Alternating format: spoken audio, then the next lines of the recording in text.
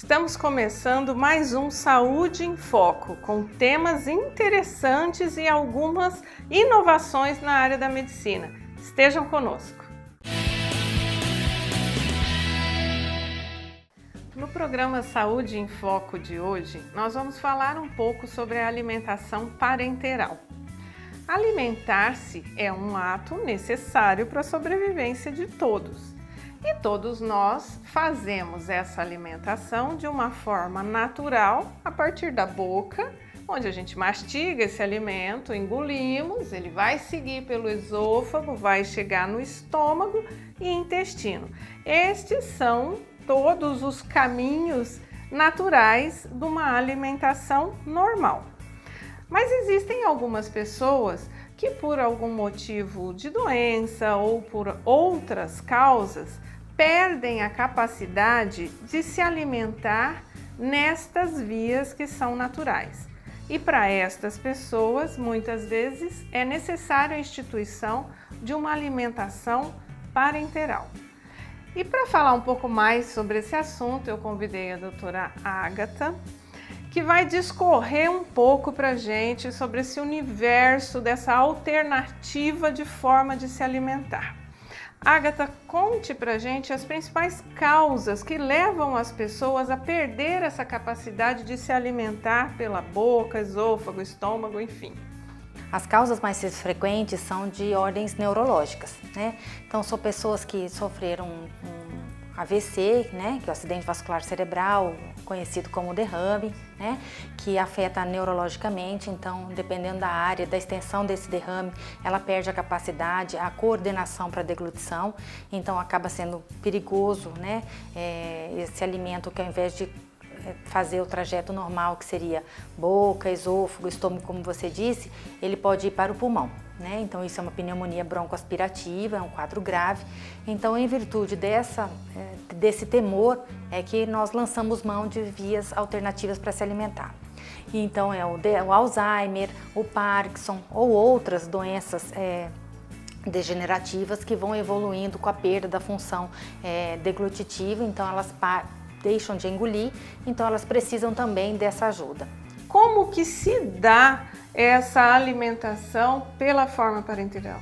Bom, a forma mais conhecida, mais antiga, seria alimentar-se por sonda, né? Então essa sonda mais conhecida é a sonda nasoenteral.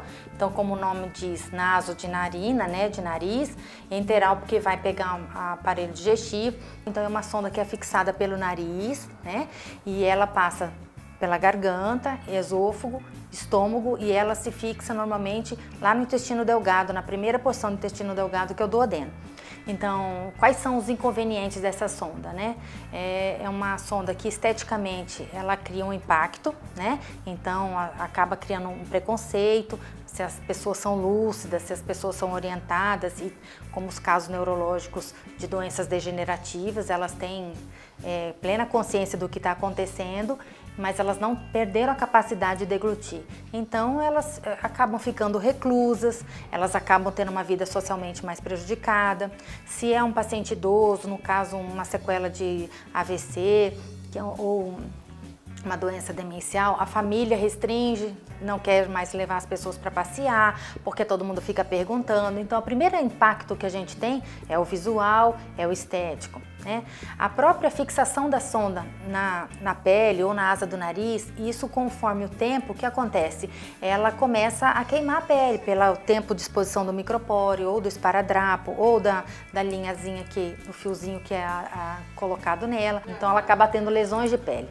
E eu acho que a situação mais importante dessas todas é que o tempo todo você vai ter um corpo estranho, né, uma sonda passando pela narina, pela garganta, e isso, a própria terapêutica fonoaudiológica, que é super importante nesses casos, vai estar prejudicado, porque o tempo todo você vai ter uma sonda no meio do caminho atrapalhando a atividade, além de permitir o refluxo gastroesofágico, porque a sonda também vai estar passando o tempo todo, exatamente, não só pelo piloro, lá entre a parte final do estômago e o início do intestino, como do esôfago para o estômago. Então fica permeável, porque fica o tempo todo uma sonda no caminho. Então, essa sonda, hoje em dia, a gastrostomia, que é o que acho que é o mais importante da gente falar hoje, tem tomado o lugar da sonda nasoenteral. né? Cada vez mais ela tem atingido mais pessoas, graças a Deus, porque ela é uma forma de alimentação mais natural, vamos dizer assim, esteticamente melhor, menos prejudicial e faz com que a gente o tempo todo consiga manter uma terapia fonoaudiológica tentando recuperar, refortalecer toda essa parte. Porque quando a gente fala não comemos pela boca, mas nós não podemos esquecer que nós produzimos saliva o tempo todo. Então a terapêutica fonoaudiológica é extremamente importante porque esses pacientes não precisam não só necessariamente comer, mas nós temos que deglutir, engolir a nossa saliva. Sim. E a gastrostomia, como que ela acontece? Então assim, a gastrostomia nada mais é que a comunicação do estômago, né, à pele. Então nós vamos fazer uma comunicação onde o alimento vai entrar pela pele, teoricamente, e cair no estômago. Teoricamente, o que eu estou querendo dizer, porque nós vamos ter um acessório que faz com que a gente consiga introduzir essa alimentação. A gastrostomia tem duas maneiras de serem feitas. Ela pode ser feita tanto por via endoscópica, que é a gastrostomia endoscópica, ou a gastrostomia cirúrgica, né? As indicações da gastrostomia endoscópica podem ser quase todos, com exceção de que a gente tenha qualquer impedimento onde o aparelho de endoscopia não possa alcançar o estômago.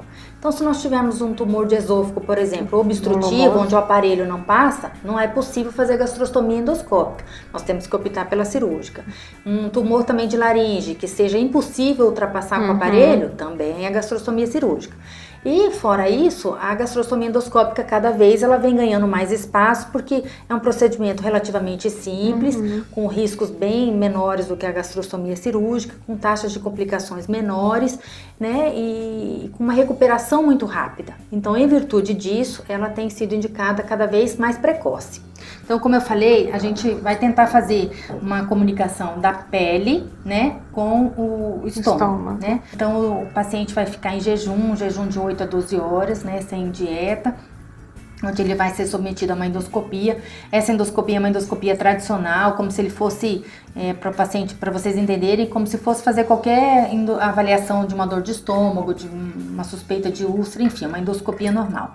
Normalmente o paciente é sedado, né? Todos esses procedimentos são feitos com auxílio de um médico anestesista, né? Tecnicamente nós insuflamos, né? Enchemos o estômago ao ponto de ter uma capacidade máxima do estômago, onde fica estufadinho de bem ar. Estufadinho. Então, vamos supor que a minha mão aqui seja a pele do abdômen, né? Então, ele vai ficar bem encostadinho e aí, tecnicamente, vai transiluminar, ou seja, a gente vai conseguir ver até a luz do aparelho de endoscopia pela pele. Então, todos os kits já vêm com vários acessórios. A gente faz uma punção anestésica, introduzimos uma agulha onde vem tudo pronto, próprio. Passamos um fio guia, ele é laçado pela endoscopia. Esse fio guia sai a boca, é laçado e aí nós introduzimos um acessório como esse. Aqui, lógico, está esquematicamente já pronto, né? Não é assim que introduz pela boca, introduz só outra parte. Então, ele ficaria de uma forma simbólica, né? Então, dentro do estômago seria isso aqui, mais ou menos, nessa região, né? E na pele seria isso. Então, se nós fôssemos desenhar um pouquinho. Então, o que acontece? A sondinha é bem mais calibrosa, bem mais grossa do que a sonda enteral, então o alimento corre com mais facilidade. Isso não tem risco de obstruir, de entupir, o que acontece já com a sonda enteral, que ela pode obstruir, dependendo dos tipos de medicações que tem que ser dadas, são difíceis de dissolver, então para a sonda enteral, como ela é bem fininha, entope com muita frequência. Aí é outro desconforto, que cada vez que entope tem que tirar a sonda, passar de novo, fazer raio-x para testar se está no local correto. Então a facilidade da gastrostomia já é muito fácil. Em termos de higiene, é extremamente simples, porque na realidade não é dado ponto. Não temos, então assim, não tem ponto cirúrgico, né? É um furinho que é feito e através desse passa a gastrostomia. Que seria para o público entender como se fosse o furo de um brinco. Sim. Nós vamos fazer um pertuito e se nós tirarmos o brinco, a gente tem um canal, uma permanência daquele nós canal. Vamos um túnel, né? Então nós vamos tunelizar, nós vamos fazer uma comunicação da pele diretamente com o estômago. Certo, perfeito. Isso. Ô, Agatha, e o alimento que vai ser introduzido nessa sonda, ele é um alimento especial ou ele pode ser uma dieta simplesmente liquidificada? Ele pode ser tanto as duas coisas, né? Na realidade, assim, hoje nós temos a nível de indústria várias dietas, vários suplementos alimentares, uma distribuição e uma variedade muito grande. Hoje nós temos dietas especializadas para quem é pneumopata, para quem é renal crônico, para quem é diabético. Então, assim, de uma forma industrial pode ser feito. Mas nas condições financeiras mais difíceis, mais precárias, nada impede que seja feito de uma forma domiciliar, feitas com os nutrientes como se fosse um bebê, uma papinha, batido no liquidificador e colocado. Então, de toda forma, hoje a gente consegue, com esses recursos todos que estão disponíveis, manter esse paciente que necessita dessa dieta especial bem nutrido, bem hidratado. E que eu achei interessante que você comentou é essa questão de não se ter o preconceito. E quando se tem uma indicação de uma alimentação parenteral, se pensar logo numa gastrostomia, porque aí você consegue recuperar tudo isso, né, toda essa parte superior melhor, e você não precisa ter aquele isolamento, porque no final das contas ela vai ficar escondidinha debaixo da roupa, né? E tem outra coisa, todo mundo pode ter achado grande, comprida, mas essa aqui é a primeira confecção. Então toda a primeira confecção de gastrostomia é uma sonda um pouquinho mais compridinha, pendurada. Depois de 60 dias, esse pertuto que eu falei que parecia esse túnelzinho, ele está cicatrizado. Ele já está pronto. Então nós podemos trocar, substituir por um bottom, que as pessoas já acham que toda gastrostomia é bottom. Então a primeira sempre é dessa forma. Aí a segunda, não é bem a segunda no sentido de ser a segunda outra cirurgia, não. Aí na próxima vez nós trocamos esta, substituímos por um bottom. O bottom é um acessório como esse, né? Então é insuflado, né? Só que não é com ar, aqui no caso tá com ar, e é colocado, e aí ficaria rente à pele, vou só assim.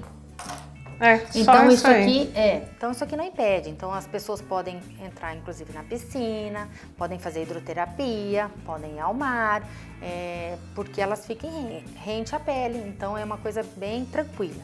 E uma outra coisa também, falando que eu acho que é bastante importante a gente frisar, falando sobre preconceito em relação às famílias, porque as famílias acham que uma vez fazendo gastrostomia, o paciente não vai mais comer. Isso não é uma regra. A gastrostomia está indicada para se dar um alimento de uma via quando não se consegue engolir. Não é a presença da gastrostomia que impede o paciente de comer. O que impede o paciente de comer é uma deficiência, é uma incoordenação, é uma falha, vamos dizer assim, fonoaudiológica, né? Então, nós não temos musculatura para engolir, ou por ordem neurológica, ou por ordem muscular, enfim, não se consegue comer. Uma vez restabelecida essa função, se for possível, nada impede que ela volte a comer. E também, algumas indicações são porque a pessoa, por exemplo, um paciente com um problema pulmonar grave, né? Um pneumopata, um DPLC, um cardíaco grave, que às vezes ele não tem força, ele não consegue deglutir ou comer tudo o que ele precisa. Então ele pode ter a gastrostomia para as necessidades e a boca para o prazer. Então aquilo que ele gosta, aquilo que ele sente vontade, ele sacia com a boca. E o restante vai pela gastrostomia, principalmente os medicamentos. Mas de qualquer forma, essa liberação para comer nem é médica, ela é fonoaudiológica. Então, havendo condições clínicas que possa engolir e não ter riscos desse alimento ir para o pulmão, ele pode se alimentar por boca e pela gastrostomia.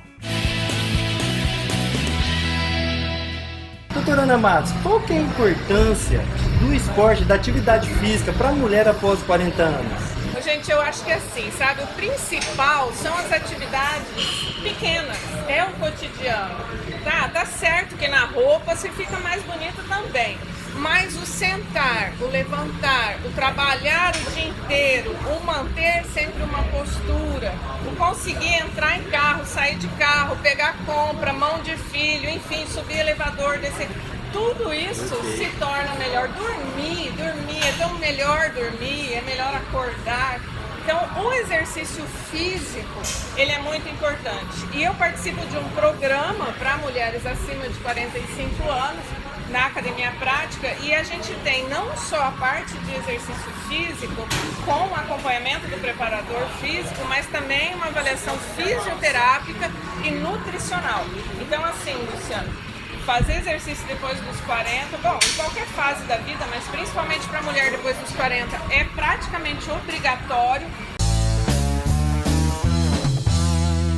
A natureza trouxe o Bar Batimão. Agora, a Ana Matos Cosméticos traz os benefícios do Bar Batimão em uma linha natural e sem corantes para você. Sabonetes, sabonete líquido, creme para as mãos, creme hidratante para o corpo e pós-barba. Linha Bar Batimão Ana Matos. Nada mais natural que cuidar de você. Nas melhores farmácias e no site www.anamatos.com.br.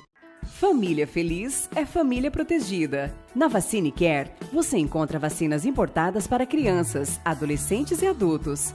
Furo de orelha seguro e higiênico, teste de alergias, teste do pezinho, rede fria controlada 24 horas por dia. Temos um espaço especial e divertido para o seu filho e uma equipe de profissionais especializados. Vacine Care, clínica de vacina especializada.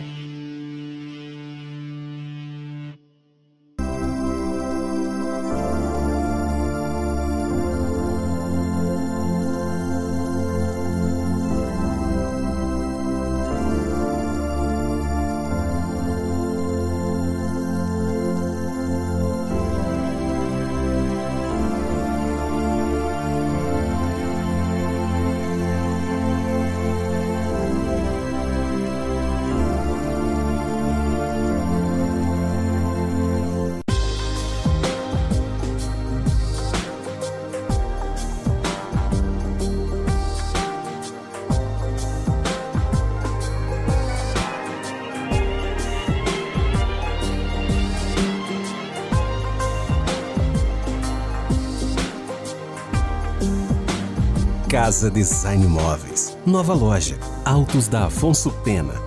Venha e surpreenda-se. A Abrap Saúde lança o cartão Life Care, um programa completo de saúde para a sua família. Consultas médicas, exames, partos e cirurgias com até 70% de desconto, sem burocracia, sem carência e sem limite de idade. Auxílio funerário familiar e convênios com farmácias, laboratórios e clínicas de imagens. Presente nas principais cidades do estado. Programas a partir de R$ 49,00 para toda a família, pai, mãe, sogro e sogra. Abrap Saúde, o melhor para a sua família.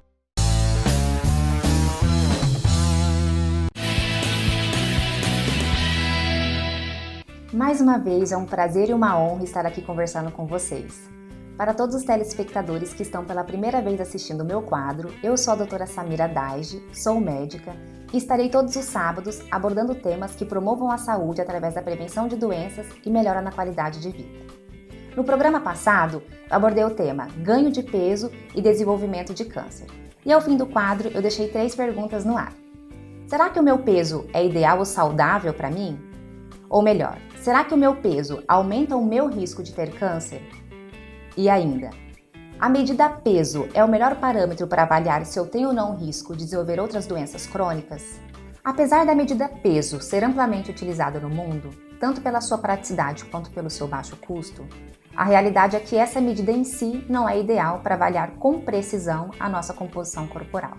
Toda vez que nós nos pesamos, estamos vendo um número que resume a nossa massa bruta total, ou seja, o peso total de todos os nossos constituintes corporais, como o peso dos nossos órgãos, do nosso esqueleto, dos nossos músculos, dos nossos fluidos, entre outros. Sendo assim, somente através do peso fica difícil avaliar qual é a quantidade de gordura que eu tenho no corpo.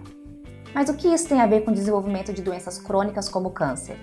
A realidade é que o desenvolvimento dessas doenças estão relacionados com excesso de gordura corporal e não com excesso de peso em si.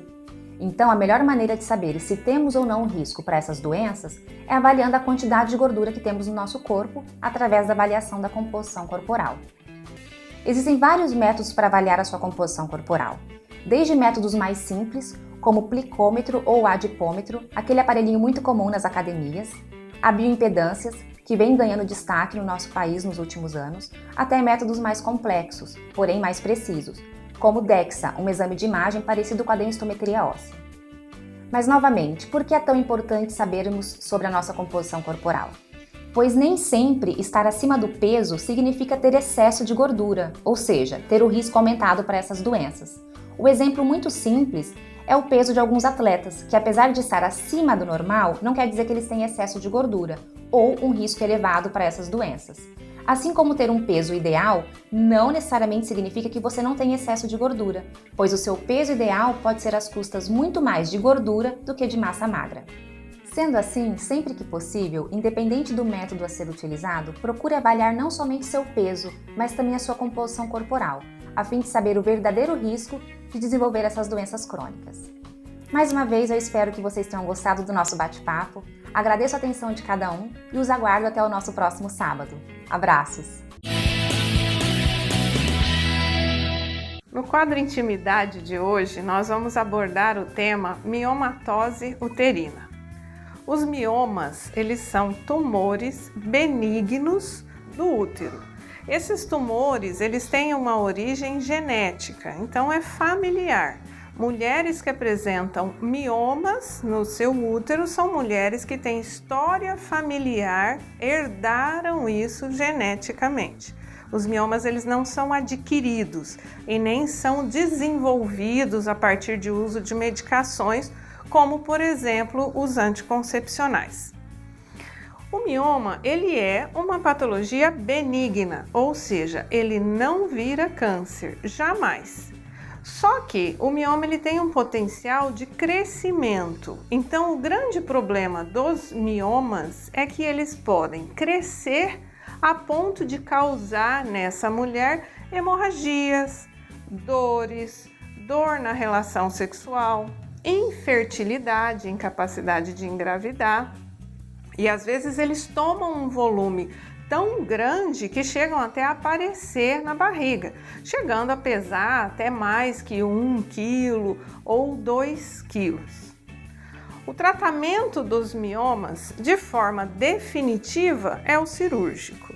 Mas existem alguns miomas que não apresentam crescimento significativo durante a vida. Então, a gente simplesmente vai acompanhando essa mulher. Desde que esses miomas estejam pequenos, que não estejam causando sintomas, a gente só faz o acompanhamento, porque é sabido que, uma vez essa paciente entrando na menopausa, onde ocorre essa diminuição dos hormônios, esses miomas também vão regredir. Para diagnóstico dos miomas, é necessário um exame de ultrassonografia, tanto a pélvica como a transvaginal, sendo essa última a principal forma de se diagnosticar e se dimensionar esse mioma. Então, se você tem queixa de sangramento uterino anormal, ou seja, uma menstruação muito excessiva, se você tem dores, cólicas intensas, se você está sentindo aquele peso, aquele aumento de volume abdominal, procure o seu ginecologista. Leve a ele esses sintomas e a partir desse exame você vai ser diagnosticada e orientada de como deve se conduzir essa alteração. Chegou a hora de abordarmos o tema mega importante que é a saúde financeira. Estamos aqui com Tatiana Góes, economista. Tatiana, nos responda, como investir? Como que a gente consegue se organizar para ser um investidor? Quem que pode ser esse investidor? Em que momento? A gente está naquele rolo, naquela crise, devendo isso e aquilo. Qual que é o momento correto para a gente se tornar um investidor, sair desse mergulho profundo e começar a respirar? Muita gente me procura e diz assim, não, Tatiana, para ser seu cliente, só se for muito rico. Eu costumo dizer o seguinte, que o rico não é quem ganha 50 mil reais por mês e gasta 100. O rico é aquele que consegue ganhar 1.500 reais por mês, consegue poupar 10% do seu salário mensal, faz a sua reserva financeira, em algum momento essa reserva vai lhe servir para alguma coisa. Então, e as soluções financeiras existem para qualquer tamanho de bolso, desde que a pessoa aprenda realmente a se organizar. A gente tem uma ânsia de consumo muito grande. Então, normalmente eu peço para os meus clientes anotarem até a esmola que você deu na rua, os 10 centavos, para que eu tenha noção de que eu tenho gastos desnecessários. Eu costumo falar para os fumantes, tá? Se você parar de fumar, talvez em algum momento você consiga juntar R$1 milhão com o que você gasta mensalmente com a produção de uma doença futura. Então, a gente tem muitos gastos desnecessários que podem ser cortados e transformados numa poupança. Comecei com R$1, com 10, com 20, com 30, mas eu estou começando a entender que eu preciso me disciplinar. Eu preciso dar o meu primeiro passo. Muito interessante, muito didático. Então, estão todos convidados a dar o primeiro passo. Vamos começar fazendo essas anotações de tudo que se gasta no dia, para que nos próximos anos isso se transforme em investimento. Isso. Olá, estamos iniciando mais um quadro de Medicina Descomplicada. O tema hoje é sobre estresse. E o interessante é que esse tema é extremamente frequente e é resultado de solicitação dos nossos telespectadores para que nós descomplicássemos um pouquinho, na verdade, o que é estresse. E quem vai fazer perguntas sobre estresse é a Beatriz. Doutor, tudo bom? Tudo bom. Nossa primeira pergunta é: o que é o estresse? Essa é uma pergunta fundamental, até para que o nosso telespectador possa verdadeiramente compreender, porque a gente sempre acha que estresse é um elemento específico que chega em cima e te põe um peso nas costas, né? Na verdade, não é bem assim, né? O estresse é uma resposta. Ela precisa de um estímulo, precisa de conceitos e valores que nós incorporamos ao longo da nossa vida e, diante disso, nós respondemos. Então, na verdade, são 3 elementos importantes no estresse. Se você pegar um índio, por exemplo, ele não tem estresse. Então, ele se preocupa basicamente com a claridade e a escuridão. Nós nos preocupamos com o relógio, cumprimento do horário, e cada ponto desse é um estresse. Entendeu? Então, na verdade, estresse nada mais é do que uma resposta orgânica às circunstâncias diante de valores que nós cultivamos ao longo da nossa vida. E quais são os efeitos do estresse sobre a mente e o corpo? Quando nós estamos estressados, ou seja, que você está inquieto, na verdade o estresse, como é que ele se apresenta? É uma inquietação, uma ansiedade, uma angústia. Eu tenho que cumprir o horário e tal, e você fica inquieto, sua pressão sobe, seu coração acelera, você começa a suar, não concentra de forma devida naquilo que está fazendo, erra, está guiando o carro, em vez de entrar numa rua, entra noutra. Então, na verdade, o estresse, biologicamente, ele te prepara simplesmente para se defender das situações de adversidade. E isso é muito ruim, porque o que é priorizado nessas situações nada mais é do que a preservação da integridade física. Então, todo mais é deixado de lado. Entendi. E como que a gente faz para reduzir os efeitos do estresse sobre o corpo, a mente? Nós precisamos reconsiderar. Se você está estressado, preocupado, as coisas não estão andando bem, a primeira coisa é sistematizar a sua vida, né? Organizar. Depois de organizar, é importante que a gente fale assim: eu preciso agora preparar o elemento onde o estresse se dá, que é o nosso corpo, para suportar bem. É o atleta. Eu só posso correr se eu estiver preparado, eu só posso suportar se eu estiver treinado. Então é importante que a gente treine através de exercícios físicos. Não que o exercício vai resolver o estresse emocional, mas ele ajuda a resolver o estresse biológico de uma maneira geral. Então é importante a gente treinar e se preparar para enfrentar, porque a vida continua sendo estressante. Gostaram do nosso programa de hoje? Todo esse conteúdo fica disponível para vocês no nosso canal saudeenfocoms.com.br e temos um encontro marcado aqui no próximo sábado. Espero vocês!